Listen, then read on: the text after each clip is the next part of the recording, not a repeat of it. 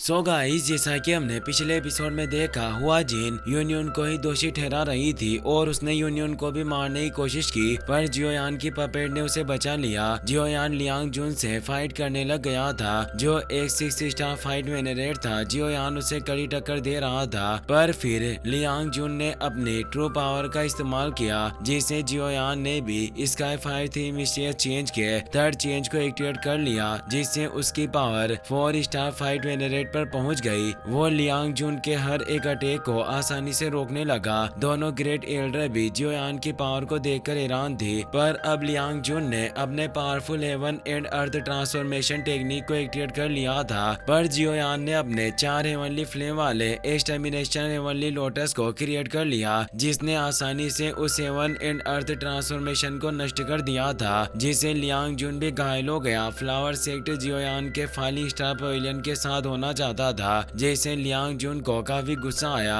और वो हुआ जिन का साथ छोड़कर वहां से चला गया। यूनियन अब फ्लावर सेक्ट की नई लीडर बन गई थी, पर चक्कर आने की वजह से वो बेहोश हो गई थी। यूनियन को अभी भी होश नहीं आया था, इसलिए ग्रेट एल्डर यूनियन की बॉडी को चेक कर रही होती है। ग्रेट एल्डर की एनर्जी यूनियन की पूरी बॉडी में फैल गई थी। वो जियोयान और नालन को बताती है कि ओल्ड सेक्ट लीडर के द्वारा यूनियन को जो डोक्यू एनर्जी दी गई थी, वो पूरी तरीके से इसकी बॉडी में सील्ड है और काफी पावरफुल है, जिसे आसानी से रिफाइन नहीं किया जा सकता। और अभी यूनियन के पास इतनी पावर नहीं कि वो इस पावरफुल डोक्यू को अपनी बॉडी के अंदर डिसॉल्व कर सके, जिस वजह से ओल्ड सेक्ट लीडर की डोक्यू लगातार यूनियन की मेरिडियंस पर प्रभाव डाल रही है। इसीलिए इसका जीवन संकट में है और किसी भी वक्त यह यूनियन की जान ले सकता है, और मैं अपनी पावर के साथ भी यूनियन की कोई मदद नहीं कर सकती। नालन का भी परेशान होती है, वो अपने मास्टर को मरता हुआ नहीं देख सकती। यूनियन को भी होश आ जाता है, पर उसकी हालत काफी गंभीर थी। वो नालन से कहती है कि तुम चिंता मत करो, मैं जल्दी ठीक हो जाऊंगी। जियोयान यूनियन की हालत देखकर ग्रेट एल्डर से कहता है कि आप मुझे कोशिश करने दें, शायद मैं यूनियन की इस डोक्यू के इफेक्ट को तोड़ने में मदद कर सकूं। अब हमें रात का सीन दिखाया जाता है। जियोयान और यूनियन ग्राउंड में बैठे हुए होते हैं। जियोयान अपनी एनर्जी को उसकी बॉडी में प्रवाहित करने वाला था, इसीलिए वो यूनियन से कहता है कि मैं उस ओल्ड सेक्ट लीडर की डोक्यू से तुम्हें राहत दिलाने के लिए अपनी हेवनली फ्लेम का इस्तेमाल करूंगा, ताकि मैं उस सील को तोड़ सकूं। इस प्रोसेस में तुम्हें काफी ज्यादा दर्द होगा, इसीलिए तुम्हें अपने मेरिडियंस को प्रोटेक्ट करना होगा। और वो तेजी से उसके अंदर अपनी हेवनली फ्लेम को इंजेक्ट करने लग जाता है। इससे बाहर तेज एनर्जी फैलती है। नालन को अपने मास्टर की फिक्र होती है, इसीलिए वो अंदर जाने लगी, पर ग्रेट एल्डर उसे रोक देती है। जियोयान अब एक मंत्र के जरिए अपनी हेवनली फ्लेम की एक बड़ी मात्रा को उसकी बॉडी में इंजेक्ट करता है, जिससे जियोयान अब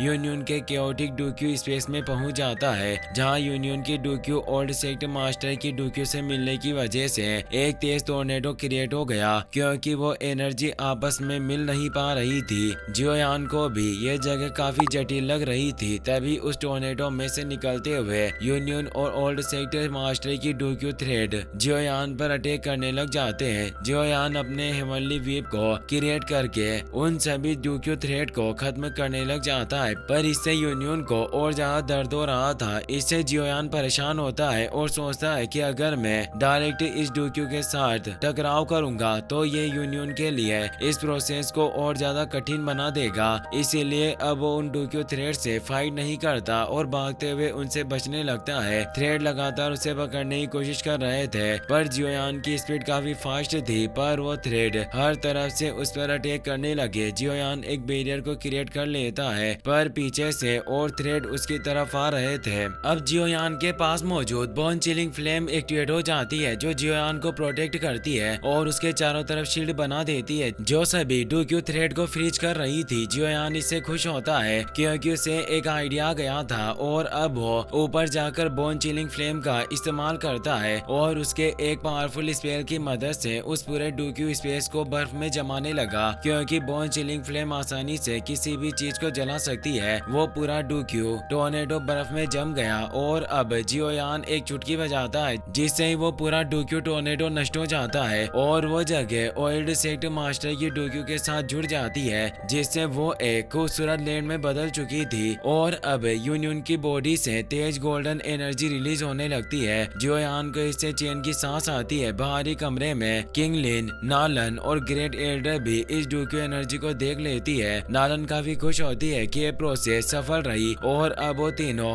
उस रूम में आ जाती है। किंग लिन को जियोयान की फिक्र थी। वो उससे पूछती है कि क्या आप ठीक हो। जियोयान कहता है कि मैं बिल्कुल ठीक हूँ और अब फाइनली ये किस्सा सॉल्व हो चुका है। यूनियन अब उस डूक्यू एनर्जी को अपनी बॉडी के अंदर एजो करने लग जाती है और कहती है कि अब मैं ऐसा महसूस कर पा रही हूँ कि मेरी बॉडी डूक्यू की एक अंतहीन एनर्जी से भरा हुआ है और सौभाग्य से ये एनर्जी अब पूरी तरीके से मेरे कंट्रोल में है। जियोयान उसे एक पिल देने लगता है और बताता है कि ये एक फायर सेपरेशन पिल है। इसमें मेरी हेवनली फ्लेम पावर का एक ट्रेस भी मौजूद है, जिससे ये पिल तुम्हारी डूक्यू के रिफाइनमेंट में तेजी लाने में काफी मदद करेगा। यानी तुम इसकी मदद से ओल्ड सेक्टर लीडर की सारी डूक्यू को रिफाइन कर पाओगी और इससे तुम्हें कई सारे लाभ होंगे और तुम्हारी पावर भी काफी बढ़ जाएगी। साथ ही तुम्हारे लिए फायर संत लेवल पर पहुंचना भी असंभव नहीं रहेगा। यूनियन इस पिल को ले लेती है और जियोयान को इसके लिए थैंक्स कहती है। ग्रेट एल्डर कहती है कि यंग पवेलियन मास्टर तुम्हारा बहुत बहुत शुक्रिया। तुम्हारी इस दयालुता को हमारा फ्लावर सेक्टर निश्चित रूप से याद रखेगा। जियोयान उन्हें रेस्पेक्ट देकर कहता है कि आप भी काफी दयालु हो। पर तभी जियोयान की बॉडी में मौजूद बोन चिलिंग फ्लेम ब्लिंक करने लगती है क्योंकि उस पर मौजूद रेसिस्टेंस अब गायब हो रहा था और ये बहुत अच्छा वक्त था जब वो अपने फ्लेम मंत्री की मदद से इसे बाकी हेवनली फ्लेम के साथ मिला सकता था। जियोयान ग्रेट एल्डर से कहता है कि मैं ब्रेक थ्रू पॉइंट पर पहुंच गया हूं, इसीलिए क्या आप मेरे लिए एक शांत जगह का इंतजाम कर सकते हो जहां मैं मेडिटेट कर सकूं। ग्रेट एल्डर बोलती है कि क्यों नहीं, मैं अभी एक शांत जगह का इंतजाम करवाती हूँ। फिर हमें फ्लावर सेक्टर के फ्लोटिंग आइलैंड के बीच का सीन दिखाया जाता है जहाँ अब जियोयान आराम से ध्यान लगा सकता था। वो अपनी बोन चिलिंग फ्लेम को बाहर निकाल लेता है। किंग लिन भी वहीं मौजूद होती है ताकि वो जियोयान को प्रोटेक्ट कर सके। जियोयान बोन चिलिंग फ्लेम से बोलता है कि तुम मेरे ओल्ड फ्रेंड हो, मैंने तुम्हें काफी इंतजार करवाया पर अब वक्त आ गया है कि हम साथ जुड़ सके। और वो उस फ्लेम को लेकर अपने कॉन्शियसनेस स्पेस में आ जाता है जहां अब वो उसका मास्टर बनने के लिए उसे टच करता है। वो उसे कहता है कि ओल्ड फ्रेंड तुम्हें और मास्टर ने कई बार मुझे अनगिनत खतरों से बचाया है और कई सारी कठिनाइयों को दूर करने में मेरी मदद की और जब खास तौर पर मास्टर मेरे साथ नहीं थे तब भी तुमने मुझे एक स्ट्रॉन्ग प्रोटेक्शन दी। इस वजह से आज तक मैंने कभी भी खुद को तुम्हारा मास्टर नहीं माना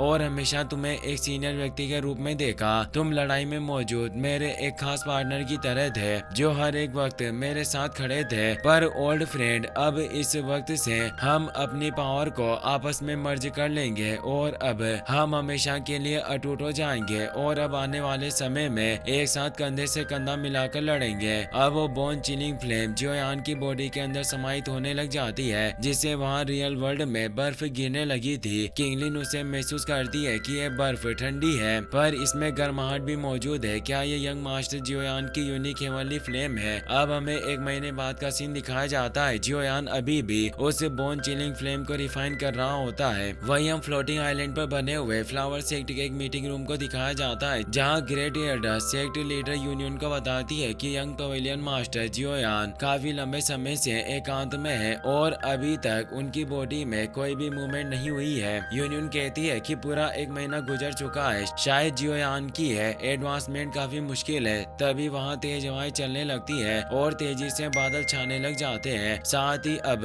उस पूरी जगह की एनर्जी जियोयान की तरफ बढ़ रही थी। सेकंड एल्डर कहती है कि इस तरह के डार्क क्लाउड छाना और लगातार लाइटनिंग स्ट्राइक होना केवल सेल्फ क्रिएट हेवन रैंक की स्किल से ही प्रकट हो सकती है। क्या ये जियोयान इस तरह के ग्रेट सेलेस्टियल फिनोमिनन को डिजर्व करता है। यूनियन को नालन की फिक्र होती है, इसीलिए वो कहती है कि मैं जियोयान की सिचुएशन की जांच करने जाऊंगी और वो तेजी से वहां से निकल जाती है। आसपास के पूरे एनवायरनमेंट की एनर्जी जियोयान के पास जा रही थी। यूनियन भी किंगलिन के पास आ जाती है। सारी एनर्जी जियोयान द्वारा अवशोषित की जा रही थी क्योंकि फ्लेम मंत्र में जियोयान अपनी green lotus, fallen heart flame और 3000 फ्लेम के साथ बोन चिलिंग फ्लेम को मिला रहा होता है और ये भी प्रोसेस कंप्लीट होने वाली थी जिससे ही बाहर इतना ज्यादा मौसम बिगड़ रहा था। जियोयान के अंदर से अब तेज एनर्जी रिलीज होने लग जाती है जिससे उसे भी काफी दर्द हो रहा था। वो इस दर्द को सहते हुए जोर से चिल्लाता है जिसके साथ ही अब काफी तेज एनर्जी निकलती है जो आसमान में छाए हुए उन काले बादल को साफ माफ कर देती है। और अब जियोयान भी जाग गया था और उसकी पावर भी पहले से काफी बढ़ गई थी। उसकी पावर 4 स्टार फाइट में नेरेट रियल्म में पहुंच गई होती है। इसी के साथ ये एपिसोड यहीं पर खत्म हो जाता है। वीडियो पसंद आया हो तो अपने दोस्तों के साथ शेयर करना और लाइक करना ना भूलें। Thanks for watching.